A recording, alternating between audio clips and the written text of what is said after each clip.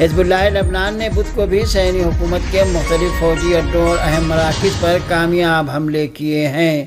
لبنان کے المیادین T V نے صہیونی ذرائع کے حوالے سے بتایا ہے کہ مقبوضہ علاقے نہاریہ کے انڈسٹریل زون میں حزب اللہ کے ڈرون حملے میں ہوائی جہاز کے اسپیئر پارٹس کا کارخانہ تباہ ہو گیا۔ ایک اور رپورٹ میں بتایا گیا ہے کہ حزب اللہ کے بدھ کے حملے میں سرحدی علاقے میں صہیونی فوجی اڈوں کا ایک پاور ہاؤس نشانہ بنا اور بجلی کی سپلائی بند ہو گئی۔ اس رپورٹ کے مطابق حزب اللہ لبنان نے اصبح الجلیل نامی علاقے پر بھی وسیع میزائلی حملے کیے ہیں۔ حزب اللہ نے مختلف بیانات جاری کر کے بتایا ہے کہ آج صبح 3:30 بجے سے مقبوضہ فلسطین میں غاصب صہیونی حکومت کے فوجی اور اسٹریٹجک مراکز پر حملے شروع کیے اور 1 گھنٹے کے اندر مختلف مراکز کو نشانہ بنا کر صہیونی حکومت کو زبردست نقصان پہنچایا ہے۔ یہ ایسی حالت میں ہے کہ حزب اللہ کے وار میڈیا نے اس سے پہلے بتایا تھا کہ پیر کو غاصب صہیونی حکومت کے فوجی اور صنعتی مراکز نیز غیر قانونی کالونیوں پر 19 حملے انجام دیے ہیں۔ عراقی مجاہدین نے مقبوضہ فلسطینی سرزمین میں ایک اہم ہدف پر ڈرون حملہ کیا ہے۔ عراق کی اسلامی استقامتی تحریک نے ایک بیان میں کہا ہے کہ اس نے آج بدھ کے دن مقبوضہ فلسطین کے شمالی علاقے میں ایک اہم ہدف پر ڈرون سے حملہ کیا ہے۔ عراق کی اسلامی استقامتی تحریک نے پیر کی صبح بھی مقبوضہ فلسطین کی شمالی سرزمین میں صہیونی فوج کے ایک ٹھکانے پر ڈرون سے حملہ کیا تھا۔ اتوار کے دن بھی عراقی مجاہدین نے مقبوضہ جولان کے علاقے میں صہیونی حکومت کے 2 اہم اہداف پر ڈرون سے حملے کیے تھے۔ عراق کی اسلامی استقامتی تحریک نے حالیہ چند مہینوں میں ایلات بندرگاہ اور مقبوضہ جولان سمیت صہیونی حکومت کے زیر قبضہ مختلف علاقوں میں اہم اور حساس اہداف کو نشانہ بنایا ہے۔ اقوام متحدہ کے ورلڈ فوڈ پروگرام نے شمالی غزہ میں جاری بحران کے قحط میں تبدیل ہونے کی بابت خبردار کیا ہے۔ ورلڈ فوڈ پروگرام کا کہنا ہے کہ تقریباً 94,000 ٹن اشیاء خوردنوش مصر اور اردن میں موجود ہے، جس سے 4 مہینے کی مدت تک کے لیے 10 لاکھ افراد کی غذائی ضرورت پوری ہو سکتی ہے، لیکن اسے غزہ تک پہنچائے جانے کا کوئی امکان نہیں ہے۔ ورلڈ فوڈ پروگرام نے مزید کہا کہ رواں مہینے میں صرف 5,000 ٹن غذائی اشیاء غزہ میں پہنچ سکی ہے اور غزہ میں انسان دوستانہ امداد پہنچائے جانے کی راہ میں بہت سی رکاوٹیں ہیں۔ واضح رہے کہ رواں مہینے ایک عالمی مبصر نے بھی خبردار کیا تھا کہ غزہ پٹی کو قحط کے خطرے کا سامنا ہے، کیونکہ اسرائیل کی فوجی کارروائیوں نے تشویشوں میں اضافہ کر دیا اور انسان دوستانہ امداد تک رسائی کو مشکل بنا دیا ہے۔ امریکی فوج نے غاصب صہیونی حکومت کی حمایت اور دفاع پر ایک بار پھر زور دیا ہے۔ امریکی وزارت جنگ پینٹاگون کے ترجمان جنرل پیٹرک رائڈر نے نامہ نگاروں سے کہا ہے کہ اسرائیلی وزیر جنگ یوآو گالانٹ کے ساتھ امریکی وزیر جنگ لوئڈ آسٹن کی ملاقات میں اس بات پر زور دیا گیا ہے کہ امریکہ غزہ میں جنگ بندی چاہتا ہے۔ جنرل پیٹرک رائڈر نے اسرائیل کی حالیہ جارحیت کے خلاف ایران کی ممکنہ جوابی کارروائی سے متعلق سوال کا جواب دیتے ہوئے کہا کہ ہم حالات پر نظر رکھے ہوئے ہیں اور ہمیں ہر طرح کی صورتحال کے لیے تیار رہنا ہوگا۔ پینٹاگون کے ترجمان نے صراحت کے ساتھ کہا کہ اگر ایران نے اسرائیل پر حملہ کیا تو ہم اسرائیل کا دفاع کریں گے۔ جنگ کے مختلف محاذوں پر صہیونی فوجیوں کی ہلاکتوں کے حقیقی اعداد و شمار منظر عام پر لانے میں صہیونی حکومت کی جانب سے شدید سینسرشپ کے باوجود صہیونی میڈیا نے سرکاری اعداد و شمار کی بنیاد پر اکتوبر کے مہینے کے آغاز سے اب تک 80 فوجیوں اور آبادکاروں کی ہلاکت کا اعتراف کیا ہے۔ اکا نیوز 48 نے اپنی تازہ ترین رپورٹ میں جنگ کے مختلف محاذوں پر فلسطینی مجاہدین کی کارروائیوں میں ہلاک ہونے والے صہیونی فوجیوں کے جانی نقصان کے بارے میں لکھا ہے کہ اکتوبر کے مہینے کے آغاز سے اب تک فلسطینی مزاحمت کے جیالوں کے ہاتھوں 80 سے زائد صہیونی فوجی اور آبادکار ہلاک ہوئے ہیں۔ مختلف محاذوں پر الگ الگ شائع ہونے والے اعداد و شمار کے مطابق مقبوضہ فلسطین کے اندر حزب اللہ لبنان کے شدید حملوں میں 46 صہیونی فوجی اور آبادکار ہلاک ہوئے ہیں۔ غزہ کے جنگی محاذ پر فلسطینی مجاہدین نے 20 صہیونی فوجیوں کو موت کے گھاٹ اتارا ہے، جبکہ صہیونی حکومت کے داخلی محاذ پر 11 غاصب صہیونی فلسطینی مجاہدین اور شہریوں کے حملے میں مارے گئے ہیں۔ عراق کے استقامتی محاذ کے حملوں میں بھی صہیونیوں کے اعتراف کے مطابق رواں مہینے میں 2 صہیونی فوجی ہلاک ہوئے ہیں اور دیگر واقعات میں 1 صہیونی مارا گیا ہے، جس سے مرنے والوں کی مجموعی تعداد 80 ہو گئی ہے۔ دراصل یمنی محاذ تقریباً روزانہ صہیونی اہداف کو میزائل اور ڈرون حملوں سے نشانہ بناتا ہے، لیکن صہیونیوں نے سخت سینسرشپ کے باعث اکتوبر کے مہینے میں ہونے والے اپنے جانی نقصان کا اعلان نہیں کیا۔ تازہ ترین واقعے میں اسرائیلی فوج نے منگل کے روز اعتراف کیا ہے کہ غزہ کی پٹی کے شمال میں واقع جبالیہ کیمپ میں فلسطینی مجاہدین کی طرف سے گھات لگا کر کیے گئے حملے میں اس کے 4 فوجی ہلاک اور متعدد زخمی ہوئے ہیں۔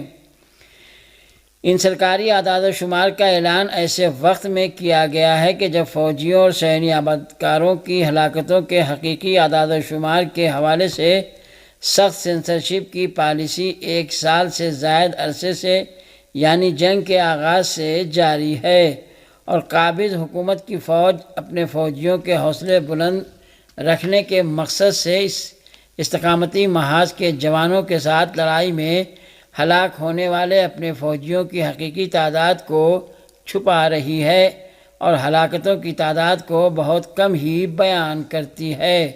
اور سامعین، پاکستان کو سیلاب کے لیے ملنے والی رقم قرضہ ہے جو واپس بھی کرنا ہے۔ احسن اقبال۔ شہباز شریف کی سعودی ولی عہد سے ملاقات، تجارت اور سرمایہ کاری بڑھانے پر اتفاق۔ پاکستان کو کامیاب ریاست بنتے دیکھ رہا ہوں، مولانا فضل الرحمان۔ صدر مملکت نے سمندر پار پاکستانیوں کی پراپرٹی کے لیے خصوصی عدالت کے بل پر دستخط کر دیے۔ پاکستان کا صنعتی بجلی کا ٹیرف جنوبی ایشیا میں سب سے زیادہ۔ عمران خان کو GHQ حملہ کیس کے دستاویزات 8 نومبر کو فراہم۔ اسرائیل کے خلاف فلسطینیوں کی نسل کشی کے ثبوت عالمی عدالت میں جمع۔ معلومات تک رسائی کیس، جسٹس فائز کے فیصلے سے متفق ہوں، جسٹس اطہر کا اضافی نوٹ۔ PTI رہنما ثانیہ نشتر سینٹ سے مستعفی۔ غزہ میں جنگ بندی بات چیت کے لیے تیار ہیں۔ اسرائیل کی آنروا پر پابندی، غزہ کے بچوں کے قتل عام کا نیا طریقہ ہے یونیسیف۔ غزہ بیت لاہیہ میں 5 منزلہ عمارت پر اسرائیلی بمباری، 93 فلسطینی شہید۔ چیف جسٹس قاضی فائز عیسیٰ پر حملہ۔ مہاراشٹر اسمبلی انتخاب 6 نومبر کو ایک سٹیج پر نظر آئیں گے راہل، ادھو اور شرد۔ انتخابی گارنٹی کا ہوگا اعلان۔ دنیا کے 26% TB مریض ہندوستان میں، WHO کی نئی رپورٹ میں انکشاف۔ ڈیجیٹل اریسٹ اور سائبر فراڈ کے بڑھتے واقعات، وزارت داخلہ کی اعلیٰ سطحی کمیٹی کا قیام۔ پنجاب اور ہریانہ کے کسانوں کو سازش کے تحت سزا دی جا رہی ہے، کانگریس۔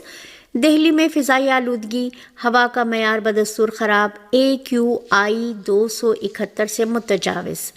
سلمان خان کو پھر جان سے مارنے کی دھمکی، 2 کروڑ کا مطالبہ۔ نعیم قاسم سنبھالیں گے حزب اللہ کی کمان، شورا کونسل کی میٹنگ میں فیصلہ۔ اسرائیل کی آنروا پر پابندیاں بچوں کی زندگیوں کے لیے خطرہ، یونیسیف۔ غزہ کی تباہی رکنے کا نام نہیں لے رہی ہے، رکے بھی کیسے کہ اسرائیلی حکومت کسی کی سننے اور ماننے کو تیار نہیں ہے۔ چونکہ یہ مخلوط حکومت ہے، اس لیے اس کے سربراہ نتن یاہو نے اقتدار پر اپنی گرفت مضبوط رکھنے کے لیے جنگ کو بند نہ ہونے دینے کی گویا قسم کھا رکھی ہے، تاکہ ایک طرف اسرائیلی عوام خوف کی کیفیت میں مبتلا رہیں اور دوسری طرف انہیں تسلسل کے ساتھ یہ اعتماد دلایا جائے کہ ان کا وزیر اعظم جو کچھ کر رہا ہے وہ ان کی حفاظت اور سلامتی کے لیے ہے۔ مگر چونکہ جنگ غیر معمولی نوعیت اختیار کر چکی ہے اور جیسے تیسے دن گزر رہے ہیں، اس کے خلاف مختلف ملکوں بالخصوص یورپ اور امریکہ میں احتجاجی مظاہرے ہو رہے ہیں۔ اس لیے اسرائیلی عوام خود بھی بے چین ہو کر مطالبہ کر رہے ہیں کہ جنگ بند کی جائے۔ اس بار عالمی سطح پر عوامی بیداری بھی خاص طور پر نوٹ کی گئی۔ میڈیا اور سوشل میڈیا کے اس دور میں کسی سے کوئی بات چھپ نہیں سکتی، چنانچہ اب تک کے فلسطین اسرائیل تنازع میں یہ پہلا موقع ہے جب دنیا کے لوگوں نے اس تنازع کو سمجھنے اور اسرائیلی جارحیت کا تجزیہ کرنے کی کوشش کی۔ اسرائیل اور امریکہ کے تعلقات کس نوعیت کے ہیں یہ سب جانتے ہیں، مگر یوکرین اور روس جنگ نیز فلسطین اور اسرائیل جنگ ایسے وقت جاری ہے جو امریکہ میں صدارتی الیکشن کا وقت ہے۔ یوکرین روس جنگ سے زیادہ عوامی بیداری فلسطین اسرائیل جنگ کے تعلق سے پائی جاتی ہے۔ یہی وجہ ہے کہ اسرائیل شدید دباؤ میں ہے، مگر جنگ نہ روک کر اپنے لیے مزید دباؤ اور مزید رسوائی مول لے رہا ہے، جبکہ اس سے جنگ جیتی نہیں جا رہی۔ اپنی بہت بڑی حربی طاقت کے سبب اس نے غزہ کو تباہ تو کر دیا، مگر مزاحمت کو نہیں توڑ پایا، جبکہ مزاحمت سے وابستہ کئی لیڈروں کی شہادت ہو چکی ہے۔ اگر یہ جنگ جاری رہی تو اسرائیل کے خلاف ناراضگی بڑھتی جائے گی، اندرون اسرائیل بھی اور بیرون اسرائیل بھی۔ سوشل میڈیا پر وائرل ہونے والی تصاویر سے بھلے ہی مختلف ملکوں کی حکومتیں ٹس سے مس نہ ہوتی ہوں، مگر ان ملکوں کے عوام پر بنائے انسانیت بہت کچھ سوچنے پر مجبور ہوتے ہیں۔ عوام یہ بھی سوچ رہے ہوں گے کہ اسرائیلی حکومت شاید غزہ کو چٹیل میدان میں تبدیل کرنے کے درپے ہے تاکہ یہودی بستیاں بسائی جا سکیں۔ ممکن نہیں کہ یہ منصوبہ امریکہ کے علم میں نہ ہو۔ اگر وہاں الیکشن نہ ہوتا تو بائیڈن انتظامیہ نے نیتن یاہو کو سمجھانے کی جو تھوڑی بہت کوشش کی ہے وہ بھی نہ ہوتی، چونکہ نیتن یاہو جانتے ہیں کہ امریکہ اسرائیل کو سمجھا تو سکتا ہے، روک نہیں سکتا، اس لیے وہ من مانی پر تلے ہوئے ہیں اور امریکہ کی جانب سے مطمئن ہیں کہ وہ کسی بھی صورت میں اس کے خلاف کوئی عالمی کارروائی نہیں ہونے دے گا۔ یہ کتنی سچی بات ہے اس کا اندازہ ان خبروں سے لگایا جا سکتا ہے جن میں کہا گیا ہے کہ جنگ شروع ہونے کے بعد سے لے کر اب تک کے عرصے میں امریکہ کے کئی اعلیٰ افسران اسرائیل کا دورہ کر چکے ہیں۔ وہ قیام امن کے لیے نہیں، وار روم میں ہونے والی میٹنگوں میں شرکت کے لیے آئے تھے۔ اہل فلسطین، بالخصوص اہل غزہ کی بہادری اور جرأت کو ماننا پڑتا ہے کہ وہ اتنی تباہی کے باوجود غزہ سے نکل کر اپنا وطن اسرائیل کو تحفے میں دینا نہیں چاہتے، اسی لیے جس طرح بھی ممکن ہو رہا ہے اس جارحیت کا مقابلہ کر رہے ہیں۔